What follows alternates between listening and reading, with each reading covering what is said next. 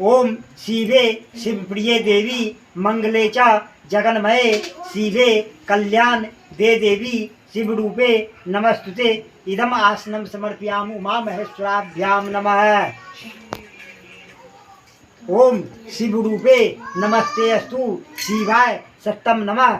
शिव प्रीति युक्ता नित्यम पाद्यम में प्रतिगृहीताम इदम पाद्यर्घम समर्पयाम श्री उमा महेश्वराभ्याम नमः।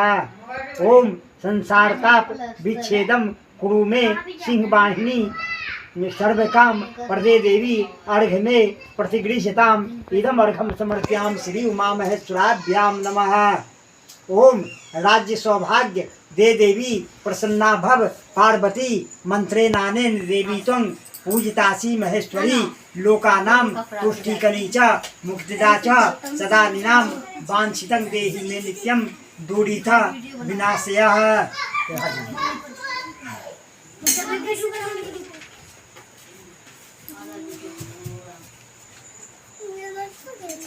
जैसे भोला बाबा को जल चढ़ाते हैं वैसे जल चढ़ाइए। ओम पंचामृतम मया नित्यं पयोदधिघितं मधु शर्करा च स्मायुक्तम स्नानार्थ प्रतिगृह्यताम् मंदाकिनी गोमती च कावेरी च सरस्वती कृष्णा च तुंगभद्रा च सर्वा स्नानार्थमागता इदं शुद्ध स्नानं समर्पयामि श्री उमा महेश्वराभ्याम नमः। अच्छा भगवान के लिए कपड़ा है, कपड़ा कोई टुकड़ा उकड़ा नहीं रखते हैं। फूल ले लीजिए आप। रक्षा सूत्र होगा हाथ में बांधने वाला कलावा नहीं। अच्छा ठीक है रह लीजिए। हाँ फूल लिए। ओम वस्त्रयुगम गृहानेदम देवी देवेश बल्लभे सर्व सिद्धि प्रदे देवी मंगलम कुरु में सदा इदम वस्त्रम समर्पयाम श्री उमा महेश्वराभ्याम नमः। चंदन लगाइए। ओम चंदनेन सुगंधेन कर्पूरा कुरु कुंकुम में लेपिये सर्वगाचराणि प्रीतां च हरप्रिये इदम चंदनम समर्पयामि उमा महेश्वराभ्याम नमः। अक्षत रंजिते कुंकुमेन अक्षता सुशोभने पूज्ये सिद्धिना देवी सुप्रसन्ना च पार्वती इदम अक्षतम समर्पयामि उमा महेश्वराभ्याम नमः। माला ओम माल्यादिनी सुगंधिनी माला त्यागने दे प्रभु। हाँ नहीं न मूर्ति बन। ओम माल्यादिनी सुगंधिनी माला त्यागनी दे प्रभु मायादत्यानि पूजा पुष्पानि प्रतिगृहीताम् इदं पुष्पमाल्यं समर्पयामि उमा महेश्वराभ्याम नमः।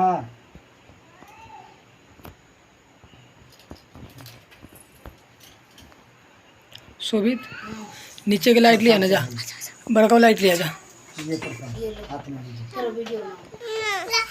देवी भक्ति में निष्काम करो पति च वरं देहि परसुच परांगति इदं फलं मया देवी स्थापितं पुरतस्त्वा येन मे सफलम कर्म भवे जन्मनि जन्मनि इदम फलम समर्पयामि उमा महेश्वराभ्याम नमः। सका करके रख दीजिए।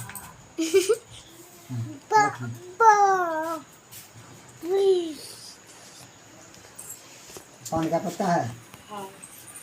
अच्छा पहले बेलपत्र चढ़ाते जाइए, एक एक बेलपत्र करके सारा चढ़ा दीजिए। ओम त्रिदलम त्रिगुणाकारम त्रिनेत्रश्च त्रिधा पुष्कम त्रिजन्म पाप संहारम बेलपत्रम शिवार्पणम गृहानम बेलपत्राणि सपुष्पाणि महेश्वरा सुगंधनी भवानी शशिवत्यम कुसुमपया। ओम त्रिदलम त्रिगुणाकारम त्रिनेत्रश्च त्रिधा पुष्कम त्रिजन्म पाप संहारम बेलपत्रम शिवार्पणम गृहानम बेलपत्राणि सपुष्पाणि महेश्वरा सुगंधनी भवानी शशिवत्यम कुसुमपया। तो हम बैठले ना ना देखो पंडित जी नीचे बैठे है ना अबुआ, पंडित जी नीचे बैठे फूल ले करके और कथा सुनिए। हाँ पंडित जी नीचे अपनों नीचे बैठेगे, अपने नीचे बैठेगे। जय जय हो। पूजा करने के बाद कथा सुने। सुत जी कहते हैं मंदार की माला से जिन पार्वती जी का केश पास अलंकित है और मुंडों की माला से जिन शिव जी की जटा अलंकित है, जो पार्वती जी दिव्य वस्त्र धारण की है और जो शिव जी दिगंबर हैं, ऐसे श्री पार्वती तथा शिव जी को मैं प्रणाम करता हूँ।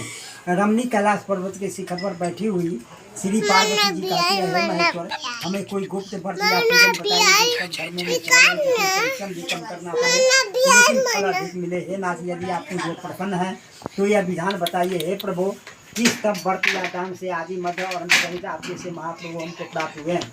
शिव जी बोले, हे देवी सुनो, मैं तुमको एक व्रत जो मेरा सर्वस्व और छुपाने योग्य है लेकिन तुम्हारे प्रेम के वशीभूत होकर मैं तुम्हें बताता हूँ। जैसे नक्षत्रों में चंद्रमा, ग्रहों में शुक्र, वर्णों में ब्राह्मण, देवताओं में विष्णु भगवान, नदियों में गंगा, पुराणों में महाभारत, वेदों में सामवेद, इंद्रियों में मन श्रेष्ठ है। सब पुराण और वेदों का सर्वस्व जिस तरह कहा गया है, मैं तुम्हें एक प्राचीन व्रत बताता हूँ, एकाग्र मन से सुनो। जिस व्रत के प्रभाव से तुमने मेरा आधा आसन प्राप्त किया है वह मैं तुमको बताऊंगा, क्योंकि तुम मेरी प्रियसी हो।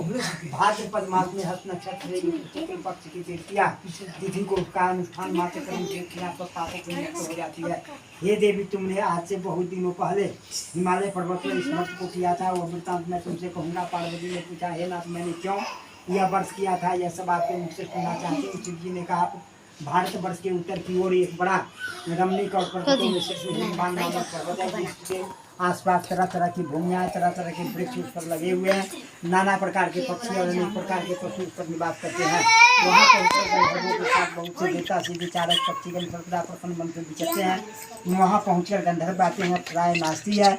और उस पर्वतराज के इतने ही शिखर ऐसे हैं जिससे स्फटिक रत्न और बेदुनी मणि आदि की खाने भरी है।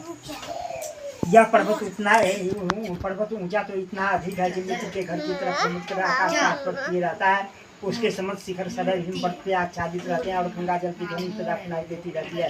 हे पार्वती, तुमने बाल्यकाल में उसी पर्वत पर तपस्या की थी। 12 वर्ष तक तुम उल्टी तन पर केवल धुआं पी कर रही, 64 वर्ष तक सूखे पत्ते खाकर रही। माघ में तुम जल में बैठी रहती और वैशाख की दोपहरिया में पंचाग्नि तापती थी। श्रावण के महीने में जल बरसता तो तुम भूखी प्यासी रहकर मैदान में बैठी रहती थी। तुम्हारे पिता इस तरह के तूफान को देखकर बड़े दुखी हुए, चिंता में पड़ गए कि मैं अपनी कन्या किसको दूं। उसी समय नारद जी वहाँ आ पहुँचे।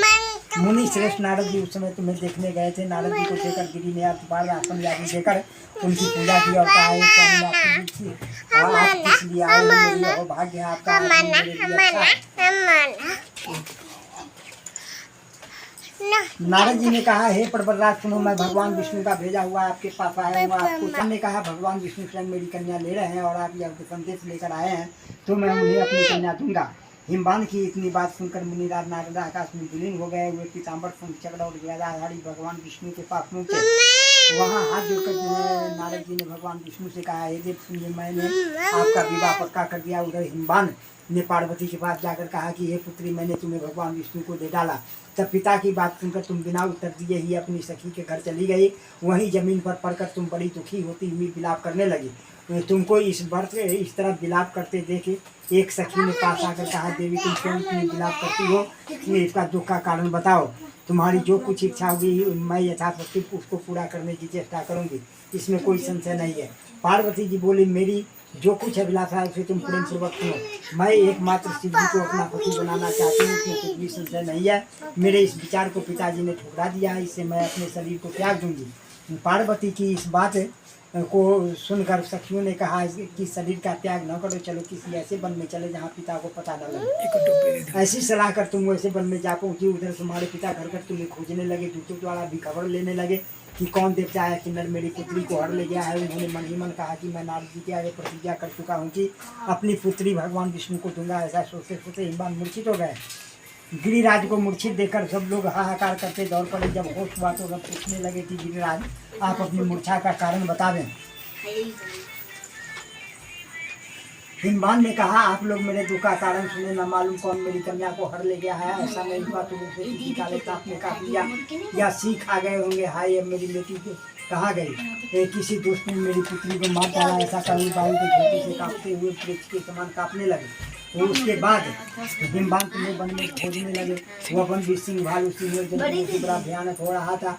तुम भी अपनी सखियों के साथ उस भयानक वन में चलती चलती एक ऐसी जगह जा पहुंची जहाँ एक नदी बह रही थी। उसके रमणीक तट पर एक बड़ी सी कंदरा थी। तुमने उसी कंदरा में आश्रम बना लिया और मेरी एक बालिका में प्रतिमा बनाकर अपनी सखियों के साथ निराहार रहकर मेरी आराधना करने लगी। जब भाद्रपद शुक्ल पक्ष की हस्तयुक्त तृतीया तिथि प्राप्त हुई तब तुमने मेरा विधिवत पूजन किया और रात भर जाकर गीत बाधादि से मुझे प्रसन्न करने में बिताया। उस वरदराज के प्रभाव से मेरा आसन डगमगा उठा, जिसे मैं तत्काल उस स्थान पर जा पहुंचा। वहाँ पर तुम अपनी सखियों के साथ रहती थी। वहाँ पहुँचकर मैंने तुमसे कहा कि मैं तुम पर प्रसन्न हूँ, बोलो क्या चाहती हो। तुमने कहा, मेरे देवता, यदि आप मेरे ऊपर प्रसन्न है तो मेरे पति बने। मैं यथास्तु कहकर मैं कैलाश पर्वत पर वापस आने पर तुमने वह प्रतिमा नदी में प्रवाहित कर दिया और सखियों के साथ उस महापर्वत का पालन किया। हिमवान भी तब तक तो उस वन में तुम्हें खोजते हुए आ पहुँचे। चारों दिशाओं में तुम्हारी खोज करते करते वे व्याकुल हो चुके थे, इसलिए तुम्हारे आश्रम के समीप पहुँचते ही गिर पड़े। थोड़ी देर बाद उन्होंने नदी के तट पर 2 कन्याएं देखी। देखते ही उन्होंने तुम्हें छाती से लगा लिया और दिलक कर रोने लगे। फिर पूछा, पुत्री तुम किसी व्याघ्र आदि जंतुओं से भरे इस वन में क्यों आ पहुंची? पार्वती ने उत्तर दिया, है पिताजी, मैंने पहले ही अपने आप को शिव जी के हाथों सौंप दिया था। ना आपने मेरी बात टाल दी, इससे मैं यहाँ चली आई। हिमवान ने सांत्वना दिया कि हे पुत्री, मैं तुम्हारी इच्छा के विरुद्ध कुछ न करूँगा। तुम्हें अपने साथ लेकर खड़ा है और मेरे साथ तुम्हारा विवाह कर दिया। इसी से तुमने मेरा अर्ध आसन पाया है।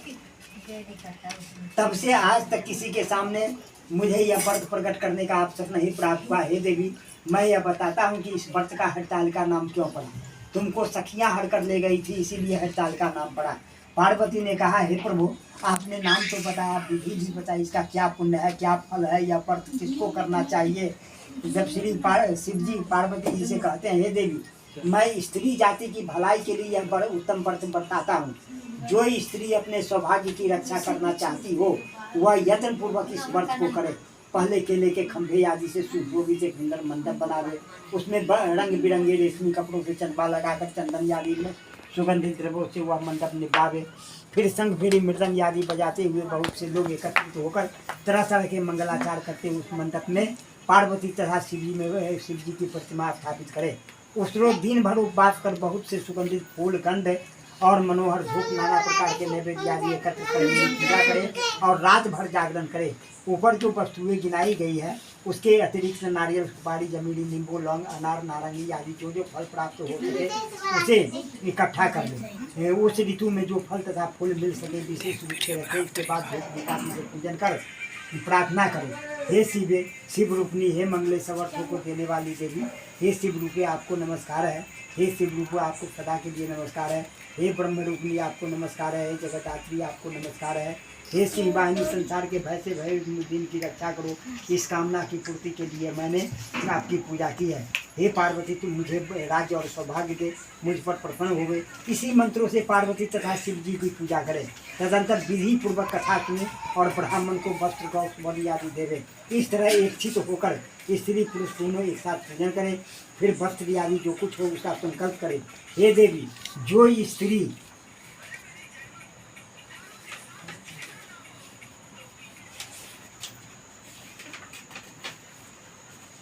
इस प्रकार पूजन करती है वह सब पापों से छूट जाती है और उसे 7 जन्म तक सुख तथा सौभाग्य प्राप्त होता है। जो स्त्री तृतीया तिथि का व्रत न कर अन्न भक्षण करती है वह 7 जन्म तक बंधिया रहती है और उसको बार बार विधवा होना पड़ता है। वह सदा दरिद्री, पुत्र शोक से शोकाकुल, स्वभाव की लड़ाकी, सदा दुख भोगने वाली होती है और उपवास न करने वाली स्त्री अंत में घोर नरक में जाती है। बीज को अन्न खाने से सुकरी, फल खाने से बंदरिया, पानी पीने से जोंक, दूध पीने से सांपनी, मांसाहार करने से बाघनी, दही खाने से बिल्ली, मिठाई खाने से चींटी और सब कुछ खाने से मक्खी होती है। उस रोज सोने से अजगरी और पति को धोखा देने से मुर्गी होती है। इसलिए हर स्त्रियां व्रत अवश्य करे। दूसरे दिन सुवर्ण, चांदी, तांबा अथवा बांस के पात्र में अन्न भरकर ब्राह्मण को दान दे और पारण करे। जो स्त्री इस प्रकार व्रत करती है वह मेरे समान पति पाती है और जब वह मरने लगती है तो तुम्हारे समान उसका रूप हो जाता है। उसे सब प्रकार के संसारी भोग हो जाती है।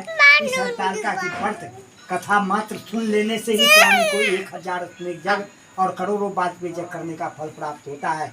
हे देवी, मैंने यह सब व्रतों में उत्तम व्रत बताया जिसको करने से प्राणी सब पापों से छूट जाते, इसमें कुछ भी संशय नहीं। इसी श्री स्कंद पुराणे रेखाखंडे श्री हड़तालिका व्रत कथा समाप्त है।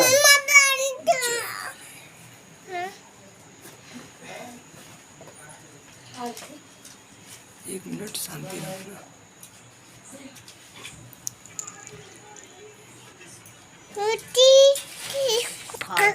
पकड़ क्रियांश। गणेश जय गणेश देवा, माता जाकी पार्वती पिता महादेवा। जय गणेश जय गणेश जय गणेश देवा, माता जाकी पार्वती पिता महादेवा। एक दंत दया दंत चार भुजाधारी, माथे सिंदूर शोभे मुझे की सवारी। जय गणेश जय गणेश जय गणेश देवा, माता जाकी पार्वती पिता महादेवा। अंधन को आँख देत मोहिन को काया, मगन को पुत्र देत निर्धन को माया। गणेश जय गणेश जय गणेश देवा, माता जाकी पार्वती पिता महादेवा। एक दंत दया दंत चार भुजाधारी, माथे मुझ की सवारी। जय गणेश जय गणेश जय गणेश देवा, माता जाकी पार्वती पिता महादेवा। दीनन की लाज राखो शंभु सुत भारी, कामना की पूर्ण करो जग बलिहारी। जय गणेश जय गणेश जय गणेश देवा, माता जाकी पार्वती पिता महादेवा। ओम कर्पूर गौरम करुणावतारम, संसार सारम भुजगेन्द्रहारम, सदा वसंतम हृदयारविंदम, भवानी सहितं नमः। मंदार माला कुलिताल काल, कपाल मालांकृत शेखराय, दिव्यांबराय च दिगंबराय, नमः शिवाय च नमः शिवाय।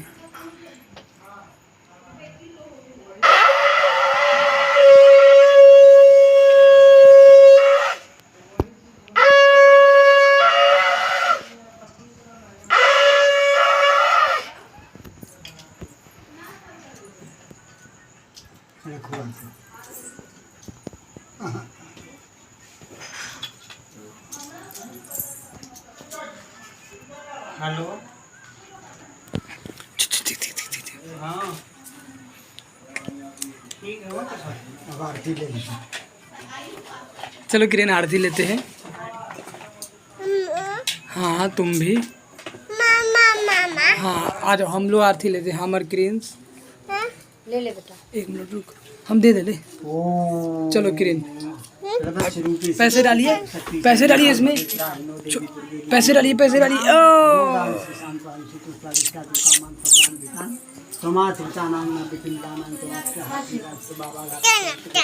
हाँ छुड़िए, पैसे डाल दिए ना आप?